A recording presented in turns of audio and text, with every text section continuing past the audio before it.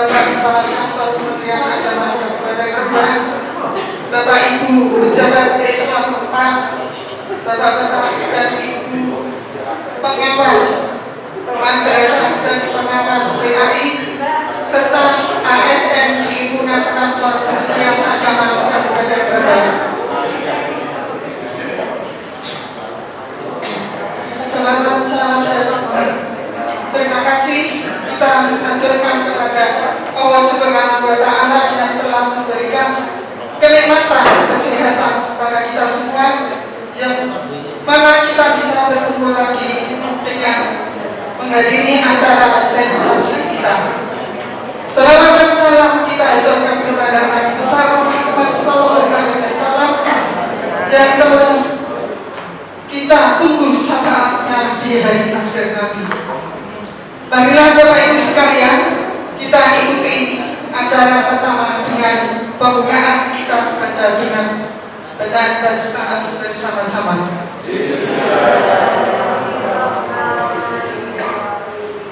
Acara selanjutnya yaitu menyanyikan lagu Indonesia Raya yang akan dibawakan oleh Bapak Asyari. Waktu dan tempat disilakan. Hiduplah Indonesia Raya, Tuhan Indonesia tanah airku, tanah tumpah darahku, di sana aku berdiri jadi palu ibuku. Indonesia kebangsaanku, bangsa dan tanah airku. Marilah kita berseru, Indonesia bersatu. Hiduplah tanahku, hiduplah negeriku, bangsaku, rakyatku semuanya. Bangunlah jiwanya, bangunlah perdanya untuk Indonesia Raya. Indonesia Raya, merdeka, merdeka, tanahku, negeriku yang ku cinta. Indonesia Raya, merdeka, merdeka, hiduplah Indonesia Raya. Indonesia Raya, merdeka, merdeka, tanahku, negeriku yang ku cinta. Indonesia Raya, merdeka, merdeka, hiduplah Indonesia Raya. Acara berikutnya yaitu pembacaan tafsir Al-Quran yang akan dibawakan oleh Bapak Dr. Andes Brajini dengan surat Al-Aqaf ayat 9 sampai dengan 13. Waktu disilakan. Assalamualaikum warahmatullahi wabarakatuh. Alhamdulillah, wassalamu ala rasulillah wa ala alihi wa sahbihi wa man wala. La haula wa la quwwata illa billah wahdahu. Ya para kantor Kementerian Agama Kabupaten Rembang, yang kami hormati Bapak Kasubag, yang kami hormati Bapak yang kami hormati Bapak Ibu Pengawas, Bapak Ibu ASN di lingkungan kantor Kementerian Agama Kabupaten Rembang yang kami hormati. Alhamdulillah hari ini kami mendapatkan tugas untuk membaca Al-Quran, bacaan Al-Quran dan tafsirnya, yaitu surah Al-A'la ayat 9 sampai dengan 13 dengan judul Peringatan Allah bermanfaat bagi orang yang bertakwa. Bismillahirrahmanirrahim. Fadzakir in nafa'atil dzikra sayadzakkaru man yakhsha wa yatanabbahu al-ashqa alladhi yasla an-nar al-kubra thumma la yamutu fiha wa la yahya. Terjemah ayat 9. Oleh sebab itu berikanlah peringatan, karena peringatan itu bermanfaat. Ayat 10. Orang yang takut kepada Allah akan mendapat pelajaran. Ayat 11. Dan orang-orang yang celaka yakni kafir akan menjauhinya. Ayat 12. Yaitu orang yang akan memasuki api yang besar, yakni neraka. Ayat 13. Selanjutnya dia di sana tidak mati dan tidak pula hidup. Munasabah. Pada ayat-ayat yang lalu dijelaskan bahwa Allah memberikan kemudahan kepada manusia untuk melakukan suatu perbuatan dan tidak mempersulitnya. Pada ayat-ayat berikut ini dijelaskan bahwa Allah memerintahkan Rasulnya untuk memperingatkan umatnya agar tidak ingkar dan mengikuti petunjuk dari Allah, karena balasan bagi orang yang ingkar adalah azab yang pedih. Tafsir ayat 9. Dalam ayat ini Allah memerintahkan Rasulnya agar memperingatkan umat manusia tentang yang telah dia terima darinya. Allah menyatakan bahwa peringatan itu amat besar kegunaan dan faedahnya bagi manusia, karena peringatan itu memberi petunjuk kepadanya tentang cara-cara mencapai kebahagiaan hidup di dunia dan di akhirat. Akan tetapi ternyata mereka tetap saja membangkang dan ingkar. Tafsir ayat 10. Dalam ayat ini Allah menjelaskan bahwa mereka yang beruntung adalah yang dapat menerima panggilan atau peringatan Rasulnya serta takut kepada Allah dan siksaannya. Mereka inilah yang mempergunakan pikiran mereka yang waras untuk mencapai kebenaran yang kelak akan menjadi pegangan hidup mereka. Ayat 11 sampai dengan ayat 12. Dalam ayat-ayat ini Allah menerangkan bahwa bagi orang yang ingkar, durhaka dan menjauhkan diri dari petunjuk-petunjuk yang diberikan Nabi Muhammad, tidak akan berfaedah peringatan yang disampaikan. Oleh karena itu mereka tetap dalam kekafiran dan akan dilemparkan ke dalam neraka yang paling bawah. Tafsir ayat 13.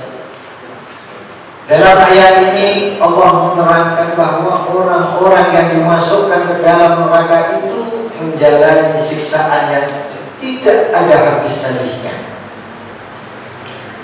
Mereka merasakan sakit yang tidak ada batasnya, tidak mati di dalamnya dan tidak pula hidup. Allah berfirman dalam surah Fatir ayat 36.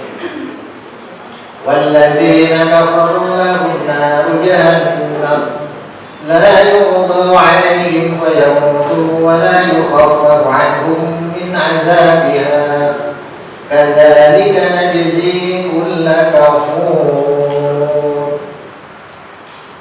Dan orang-orang yang kafir, bagi mereka neraka jahanam, mereka tidak dibinasakan hingga mereka mati dan tidak diringankan dari mereka azabnya. Demikianlah kami membalas setiap orang yang sangat kafir. Kesimpulan 1. Petunjuk dan peringatan Allah itu hanya berguna bagi orang yang mempunyai kesediaan untuk menerimanya. Sebaliknya tidak berguna bagi orang yang tidak mengindahkannya. Kesimpulan yang kedua, ada 3 macam sikap manusia dalam menanggapi seruan Rasulullah SAW. Yang pertama yaitu orang yang dapat meyakininya dengan segera. Yang kedua yaitu orang yang semulanya ragu-ragu kemudian yakin setelah datang keterangan. Yang ketiga yaitu orang yang mengingkarinya. Kesimpulan yang terakhir nomor 3 yaitu orang-orang yang durhaka dan ingkar akan dimasukkan ke dalam api neraka. Bapak-bapak, ibu-ibu hadirin yang kami hormati, demikian bacaan Al-Quran dan tafsirnya. Mudah-mudahan kita bisa mengambil hikmahnya, dan apabila ada makharijul huruf atau tajwid-tajwidnya kurang sempurna, kurang pas, kurang benar, semoga mendapatkan maghfirah dari Allah Subhanahu wa taala. Amin Allahumma amin. Kurang lebihnya mohon maaf. Akhirul kalam ihdinas shiratal mustaqim. Assalamualaikum warahmatullahi wabarakatuh. Assalamualaikum warahmatullahi wabarakatuh. Salam sejahtera bagi kita semua. Alhamdulillahirabbil alamin, wassalatu wassalamu ala asyrofil mursalin sayyidina wa maulana Muhammadin wa ala alihi washabbihi ajmain. Amma ba'du. Bapak Kepala Kantor Kementerian Agama Kabupaten Rembang yang saya hormati, Bapak Ibu Kasih Udara yang saya hormati, Bapak-bapak pengawas, Bapak penyuluh, Bapak dari penghulu, dan para ASN Kementerian Agama yang saya hormati pula. Pada kesempatan ini, marilah kita memanjatkan puji syukur kehadirat Allah Subhanahu wa taala yang telah melimpahkan rahmat dan taufik-Nya sehingga pada pagi hari ini kita masih diberikan kesehatan dan kesempatan sehingga bisa hadir di aula ini untuk mengikuti acara sensasi pada kesempatan ini. Yang kedua, sholawat dan salam kami haturkan kepada junjungan kita Nabi besar Muhammad sallallahu alaihi wasallam. Biqauli Allahumma sholli ala sayyidina Muhammad. Yang ketiga, terima kasih atas waktu yang diberikan kepada kami, dan pada kesempatan ini kami akan menyampaikan sekedar informasi mungkin ya, terkait dengan program induksi guru pemula madrasah. Dasar hukumnya yang pertama adalah Undang-Undang Nomor 20 Tahun 2003 tentang Sistem Pendidikan Nasional. Yang kedua, Undang-Undang Nomor 14 Tahun 2005 tentang Guru dan Dosen. Yang ketiga, Peraturan Pemerintah Nomor 19 Tahun 2005 tentang Standar Nasional Pendidikan dan dirubah dengan Peraturan Pemerintah Nomor 13 Tahun 2015. Yang keempat, Peraturan Pemerintah Nomor 74 Tahun 2008 tentang Guru sebagaimana yang diubah dengan Peraturan Pemerintah Nomor 19 Tahun 2017. Yang kelima, Peraturan Menteri Agama Nomor 13 Tahun 2012 tentang organisasi dan tata kerja instansi vertikal Kementerian Agama. Dan yang keenam adalah Keputusan Dirjen Pendis Nomor 5792 Tahun 2019 tentang petunjuk teknis program induksi guru pemula madrasah.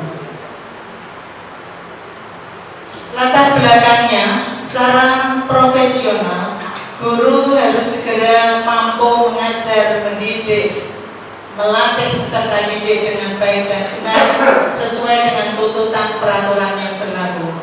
Secara psikologis, guru memerlukan rasa aman, nyaman, dan tenang dalam melaksanakan tugasnya di tempat yang baru.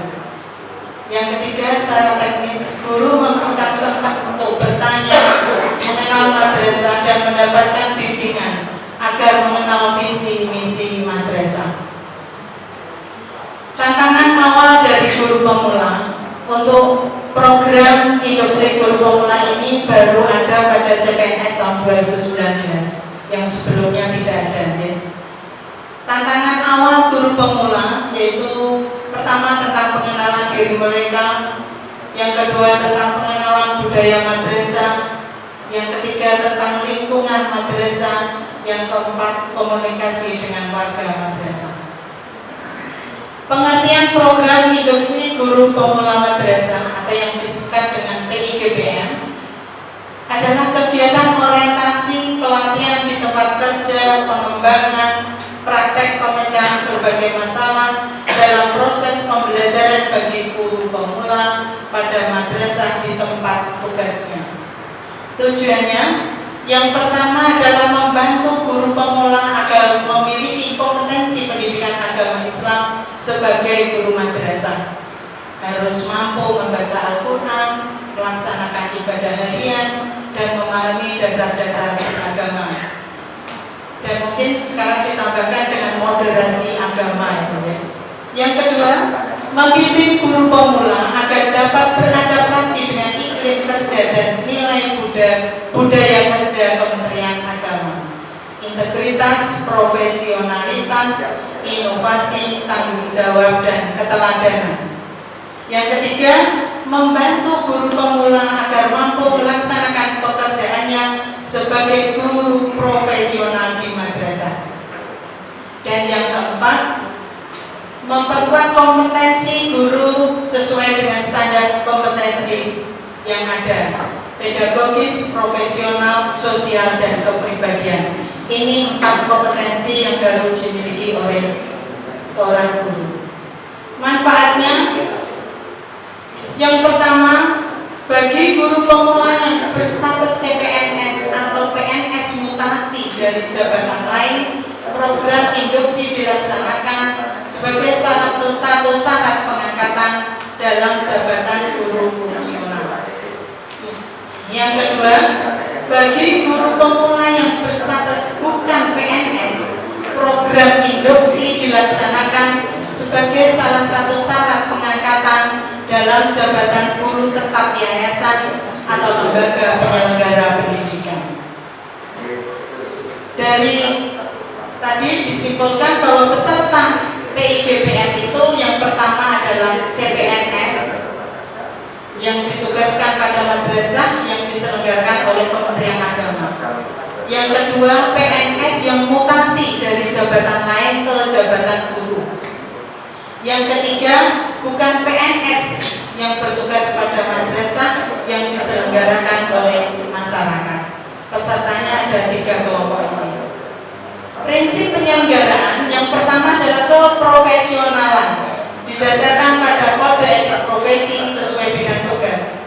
Yang kedua, kesejawatan, dilakukan atas dasar hubungan kerja dalam tim.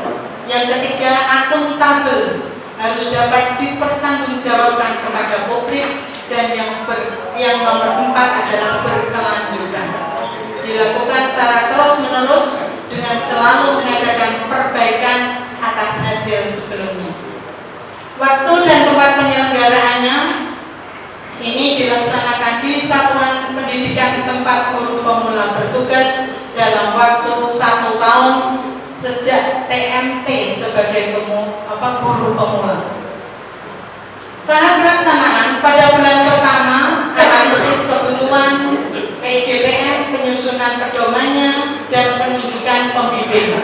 Bulan kedua sampai 9, pembimbingan, observasi pembelajaran, dan penilaian tahap 1. Bulan ke-10, 11, observasi pembelajaran dan penilaian tahap 2. Bulan 11, 12, pelaporan.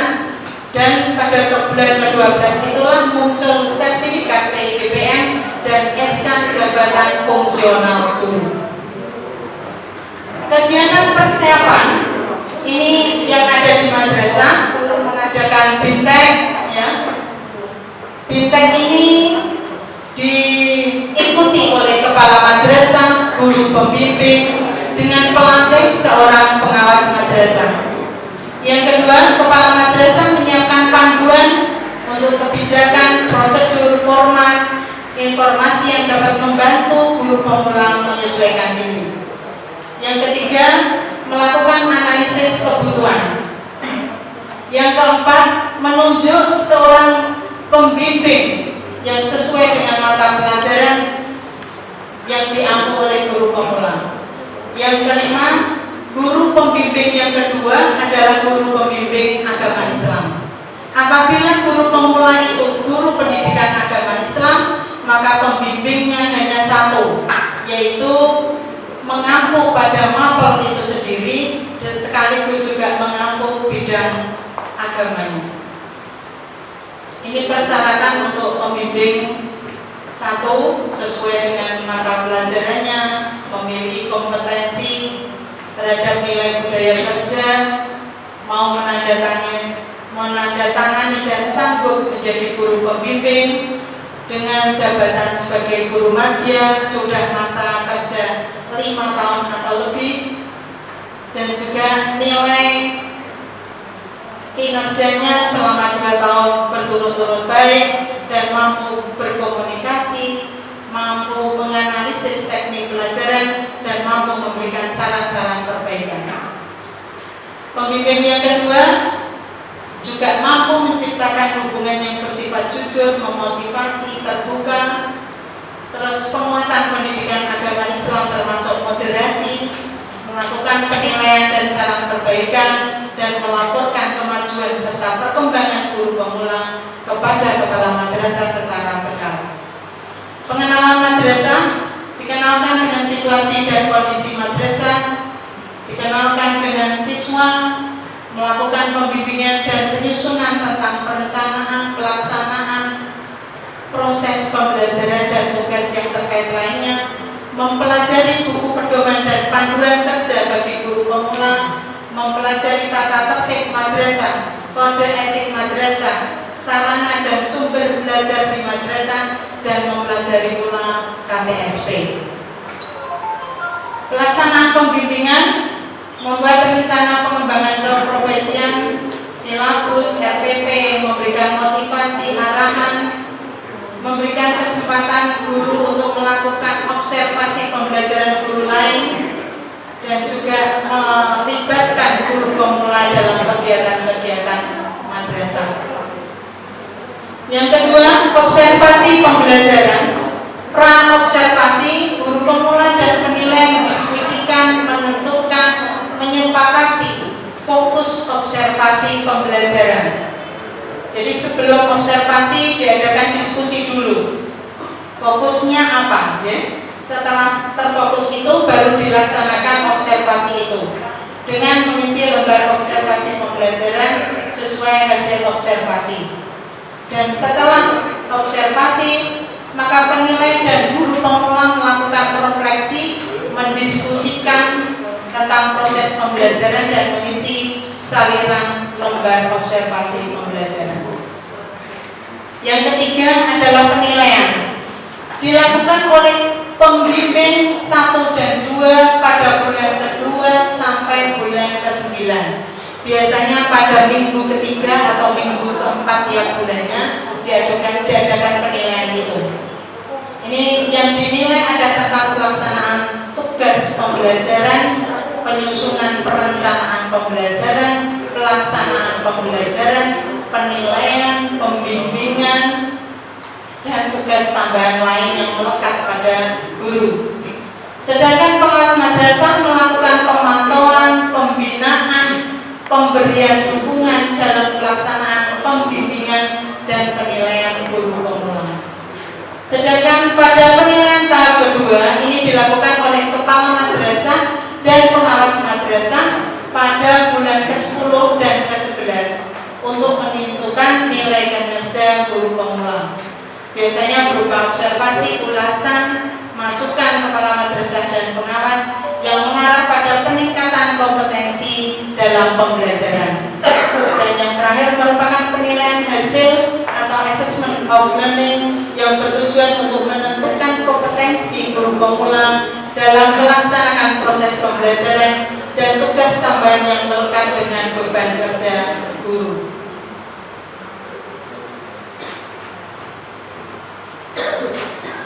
Rekomendasi dan tindak lanjut. Yang pertama, guru pemula yang berstatus PNS atau PNS mutasi dari jabatan lain atau berstatus bukan PNS yang telah menyelesaikan program induksi dengan nilai kinerja paling kurang kategori baik dapat diusulkan untuk diangkat dalam jabatan fungsional guru dengan menyertakan sertifikat. Yang kedua, guru pemula yang berstatus CPNS atau PNS mutasi dari jabatan lain atau bukan PNS yang belum mencapai nilai kinerja dengan kategori minimal baik dapat mengajukan masa perpanjangan program induksi paling lama 1 tahun dengan dilakukan penilaian per triwulan pada masa perpanjangan induksi. Jika hasil penilaian kinerja pada triwulan pertama pada masa perpanjangan telah memperoleh nilai paling kurang kategori baik, maka guru pemula berhak untuk diajukan penerbitan sertifikat yang dinyatakan berhasil menyelesaikan program induksi. Jika telah melalui masa perpanjangan induksi sampai batas waktu yang telah ditentukan tidak dapat memperoleh nilai baik, maka diberi laporan hasil kinerja sesuai dengan yang diraih tanpa diajukan untuk diterbitkan sertifikat kepada kepala kantor wilayah Kementerian Agama Provinsi. Dan bagi yang belum mencapai kategori baik, maka diusulkan memperoleh jabatan administrasi. Yang kelima, pengangkatan atau penempatan guru pemula berstatus CPNS atau PNS mutasi dari jabatan lain yang tidak berhasil dalam program induksi selanjutnya dilakukan oleh Kanwil Kementerian Agama Provinsi sesuai dengan peraturan yang berlaku. Yang keenam, pengangkatan dan penempatan guru pemula status bukan PNS yang tidak berhasil dalam program induksi dilakukan oleh yayasan atau penyelenggara pendidikan sesuai dengan peraturan perundangan yang berlaku. Yang kelima adalah pelaporan. Pelaporan ini dengan pengkajian hasil penilaian tahun 1 dan 2 oleh pengawas madrasah, kepala madrasah, guru pembimbing dan guru pemula dengan menandatangani laporan hasil penilaian kinerja guru pemula oleh guru pembimbing, kepala madrasah dan pengawas madrasah, dan pengajuan penerbitan sertifikat oleh kepala madrasah kepada kepala kantor Kementerian Agama Kabupaten Kota bagi guru pemula yang telah memiliki laporan hasil penilaian kinerja guru pemula dengan nilai minimal berkategori baik. Sedangkan untuk penerbitan sertifikat bagi guru PNS, sertifikat diterbitkan oleh Kepala Kantor Wilayah Kementerian Agama Provinsi dengan mencapai nilai paling kurang kategori baik. Sedangkan bagi guru bukan PNS, sertifikat diterbitkan oleh Kepala Kantor Kementerian Agama Kabupaten Kota. Yang ketujuh, pengajuan keberatan. Apabila guru pemula merasakan adanya hal yang kurang jujur menurut beliaunya, menurut guru pemula, maka dia bisa mengajukan keberatan, mungkin proses pembimbingannya atau hasil penilaiannya yang dianggap masih belum sepenuhnya, maka dia bisa mengajukan keberatan ditujukan kepada kepala madrasah paling lambat 1 bulan, dan kemudian ditujukan kepada kepala kantor Kementerian Agama Kabupaten yang dilakukan juga paling lambat 1 bulan. Yang kemudian kepala kantor akan menunjuk penilai independen, entah itu dari guru, kepala madrasah, atau pengawas madrasah dari madrasah lain.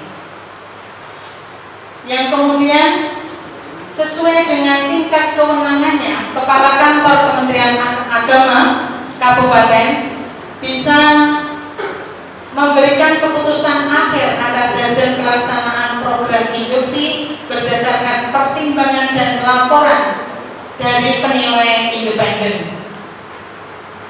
Kemudian kepala kantor wilayah akan menerbitkan sertifikat apabila nilai itu sekurang-kurangnya kategori baik dari tim penilaian independen.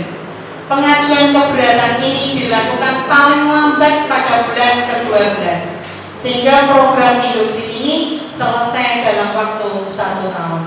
Sekiranya itu terkait dengan informasi adanya program induksi guru pemula madrasah yang baru dilakukan pada tahun 2019 ini. Apabila di dalam penyampaian kami dari awal sampai akhir ada hal-hal yang kurang berkenan, saya mohon maaf yang sebesar-besarnya. Wassalamualaikum warahmatullahi wabarakatuh.